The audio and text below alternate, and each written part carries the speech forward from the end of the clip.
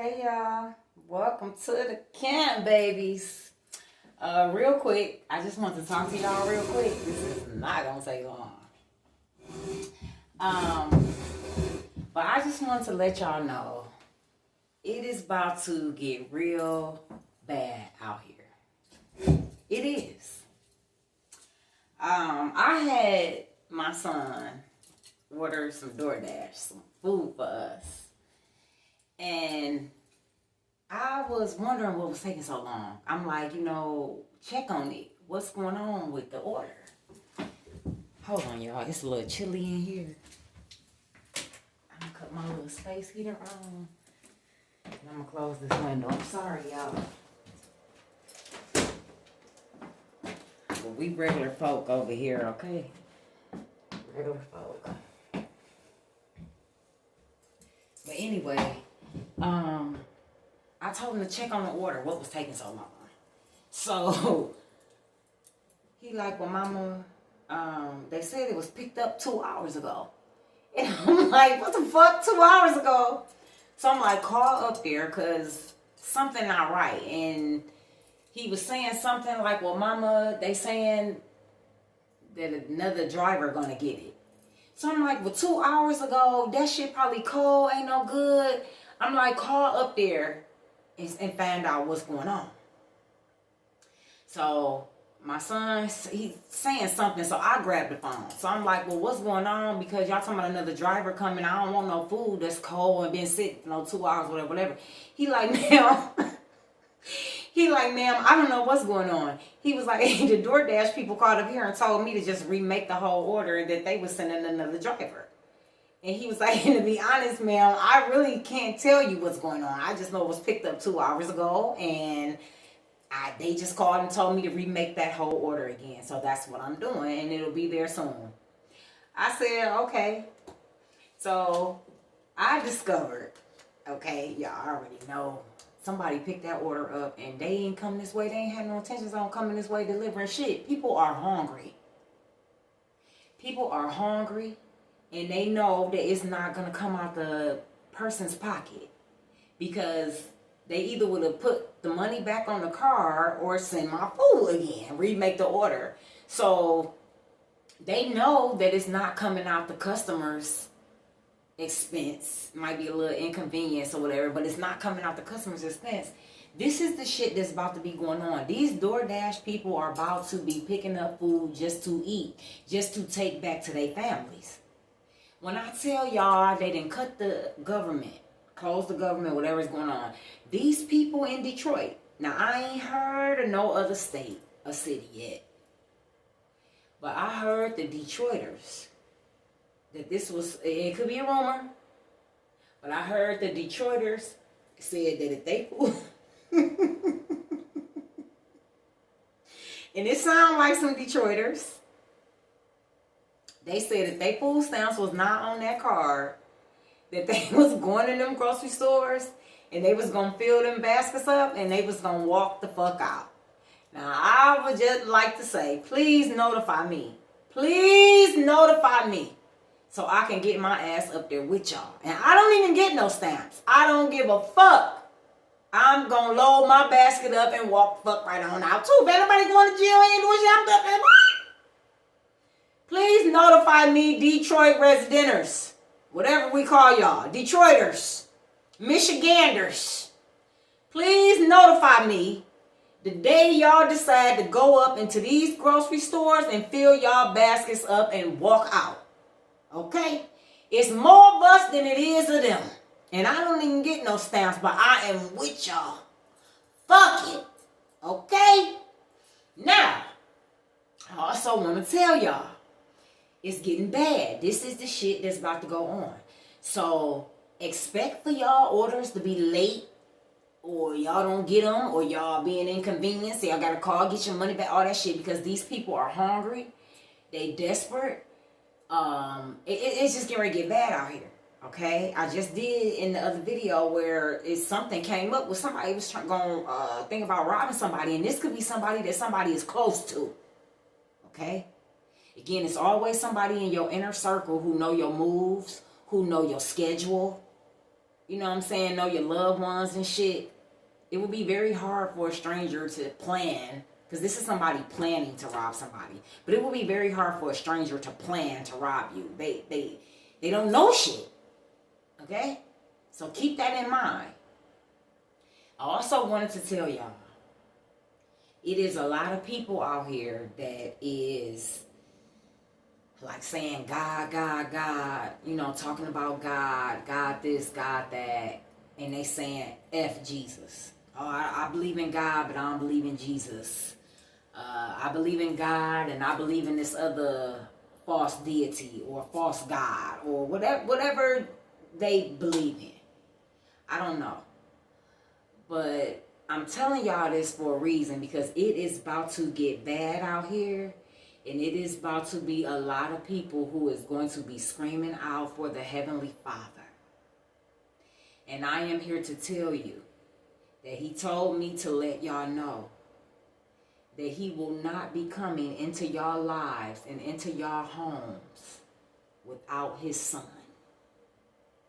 Did y'all hear what I said? You can call on Him all you want to. He said He will not be coming in your lives and not coming in your homes without His Son. And I want y'all to look at things from a higher perspective, from a different perspective, because I'm going to give it to y'all how He gave it to me. He gave me an example of, like, back in the olden days where maybe somebody had just moved to another state or another town, and it's a father that has his son with him. And he's walking these streets trying to find a place to live. And, you know, back then, back in the days, it might have been people willing to let people in. That they, you know, they will open their homes up to certain people back then. Maybe not so much now because it's dangerous. Probably was dangerous then. But this is the example that he gave me. People will open up their homes to strangers when they had children, when they were out walking or, you know, trying to find somewhere stable to stay with a child. So example, let's just say you could be a man or a woman, okay? But let's just say you trying to find somewhere to live and you have your son with you. You have one son with you. And a woman comes to her door, it could be a woman or a man, comes and opens up her door and say, you're welcome to stay here. You're welcome to come right on in and eat, have a meal, freshen up. But your son can't come in. Your son has to stay outside. I don't even really believe that's your son. Your son has to stay outside. I'll let you in, but I won't let your son in. Most parents or most parent will be like, okay, fuck you and your house, because I'm not coming in there without my son. I'm not going anywhere without my son, and my son is not going anywhere without me. Pretty much. So put yourself in that shoes if somebody told you that you're welcome but not your son. You can stay here. I'll give you a helping hand. I'll feed you. I'll do anything for you. Come right on in my life and make it better. But F your son. Your son has to stay outside. He was telling me to tell you that they are a package deal. I tried to tell people this years ago, that you can't have one without the other. That is how he put it to me. He's not going in anywhere without his son. Now, he does give us mercy. He does. Again, maybe God knows the ones that are going to eventually come to him and surrender. I don't know. But I know he said every knee, every head will bow, every tongue will confess that Jesus is Lord. Okay? But that is the example that he gave me. And he also showed me like a vision of a father and a son, just because the person in the house denied his son. They accepted him, but they denied his son. So he walked past the house. He did not enter the house. He took his son and he kept walking past the house. And even as he said, he was telling me, even as he was trying to convince the owner of the home to let him in with his son, because his son was a carpenter. His son was very skillful. It was like he was telling me that he was telling the woman that my son can make you fresh carpet. My son can build you fresh floors. My son can build you fresh cabinets. My son can give you fresh walls and paint and ceilings. If you let me in with my son can give you all of these fresh things. He's very skillful. He can make your whole house, your temple, anew. And it's like the lady was like, or whoever, the owner of the house, no, my paint is fine. My floors are fine. My ceilings are fine. My carpet is fine. And it's all along. The father and the son is on the outside, so they can see that the outside of the house is intact. But they know, again, it's the father and the son, so the father and the son know that the inside of the house needs him and his son. He knows that the inside of the house is fucked up. But just because this owner of this home denies his son, he doesn't go in either. He takes his son and he walks past his home. And as he's walking past this home, it decays. The floorboards start coming up. The carpets start coming up. The ceilings start coming in. The paint start chipping. Everything just starts breaking and tearing down in this house. That is what he showed me. And again, it's bringing me back to the times are getting so bad now. People are going to be screaming, praying for the Father. And I'm not forcing Jesus on nobody. Do as you wish. I am just delivering the message that he told me to deliver. He is not coming inside no temple, no home. He's not coming in your life. He might give you mercy, yes, because he is so merciful. So I truly believe he gives a lot of people be sliding on his mercy. And when I say sliding, meaning they're going to fall any minute. They're sliding on his mercy. I'm not forcing Jesus on nobody. But this is what he's telling me. Your temple, your home, your life. If you cannot accept his son, he is not coming in. They come together. And you as a parent need to put yourself in that situation. Would you really go inside someone's home who's offering up their home, welcoming you in their home, and leave your son outside? Knowing that it's possible if you leave your son out here, your son will curl up somewhere and probably die because your son can't make it on his own. And I'm just using that as an example. A parent is not about to just take a home or go inside a home that someone's welcoming them to come in and live in, but they're saying my child can't stay here.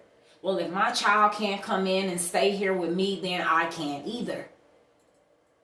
That is how he feels about his son. I keep telling people this and they don't get it. He declared Jesus as his son. And again, yes, I do know his real name. But that is the name that he told me to use because that is the name that God put the power in. So again, he's not going anywhere or coming in anywhere without his son. That is the mistake that a lot of people are going to fall from. Because you deny him, so now he's going to deny you. You deny my son denies you. That's just like somebody telling me, That's like somebody telling me, I'm the child. So that's like somebody coming up to me telling me, well, I know your father. I don't know you. You know what I'm saying? You might do know my father. My father might know a lot of people I don't know. But I don't know you. Just because you know my father don't mean I know you. But my father has set me in front of this door and told me to let the ones in that know both of us. That I know as well as my father knows. Let's just say my father set me in front of a door in a home and said, let the people in that we know. That we know.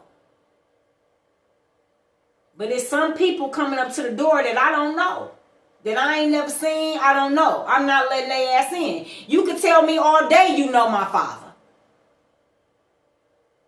I don't know that you know my father because you don't know me. If you know my father, you should know me. Because me and my father live here together. We are one. So if you know my father, you should know me. So somebody lying.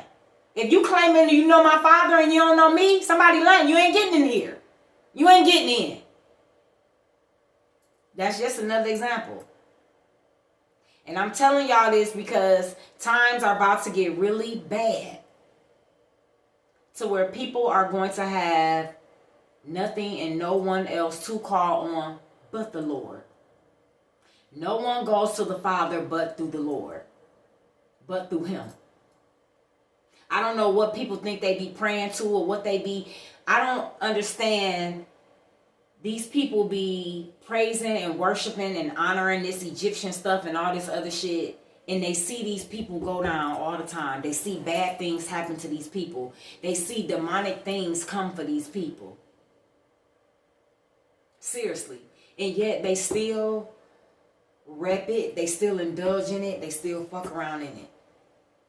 When you literally see tragic and demonic shit that happens to other people that serve false gods or praise and worship false gods and false deities. And a lot of these deities that these people think that they're honoring and worshiping and claiming, it is not them. Some of them, yes, they are real. Their spirit, their energy is real. But these motherfuckers, a lot of these people that's walking around doing all this filthy, nasty ass shit and call themselves walking around and using these deities' energy and images and shit, they don't like that shit because that's not what they were about.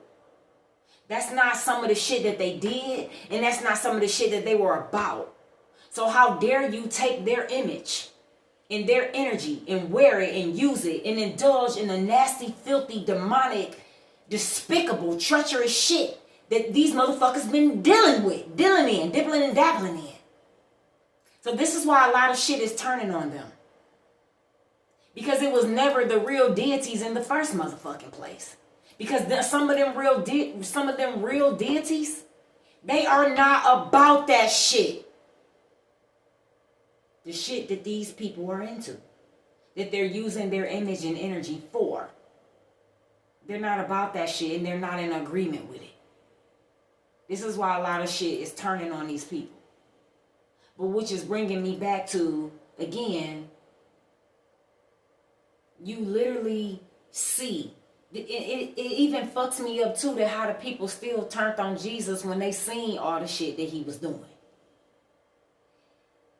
These people we see here today clearly how people fuck around in demonic shit, how they praise false gods and worship false gods, and it never ends up well for them. They either lose their fucking mind, they either lose their life, they just be fucked up. Any of them that fuck around in that shit, it never ends up well for them. That's why I don't know why these people still choose to fuck around with false shit. False gods, false deities, false whatever. It never fucking works out well for them. It's always temporary. That's something else he said. If him and his son is not the foundation, it's temporary. It's gonna fall. It's gonna fall. I try to tell people, but again, those who have ears, let them hear. Those who have eyes, let them see. That's the example that he gave me. He will walk past you, walk past your temple, walk past your life, is what he is saying. Because he's not going to come in anywhere and leave his son. And again, he's clearly telling you that his son has a gold mind. His son has golden hands. His son can heal, repair, fix. His son can fix your life. He's literally telling the owner of the house, and again, I have to stop myself from crying. It's presence. He's literally telling the owner of the house that my son can give you a lot. My son can give you such a helping hand. My son can do so much for you if you let us in. Because I'm not coming in without my son. God say he ain't doing all that work. His son has the power and authority and skills to do it. So he's not coming in without his son. His son can rebuild you a whole life, a whole home. He make it anew. He makes all things new. But you have to let him in with his son.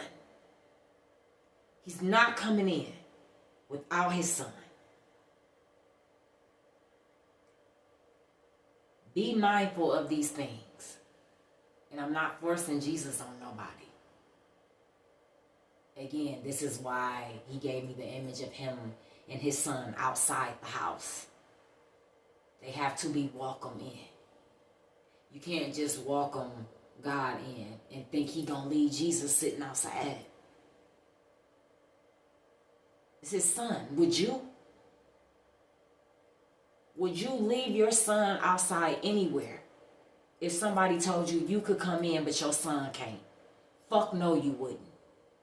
You would take your son and you would get the fuck on and probably tell them, fuck you. That's how God feels about his son. I love y'all. Please be mindful of these things.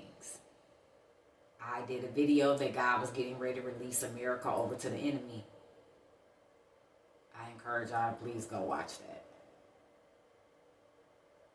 I love y'all. And y'all have a good, blessed night, okay? Thank y'all for joining me.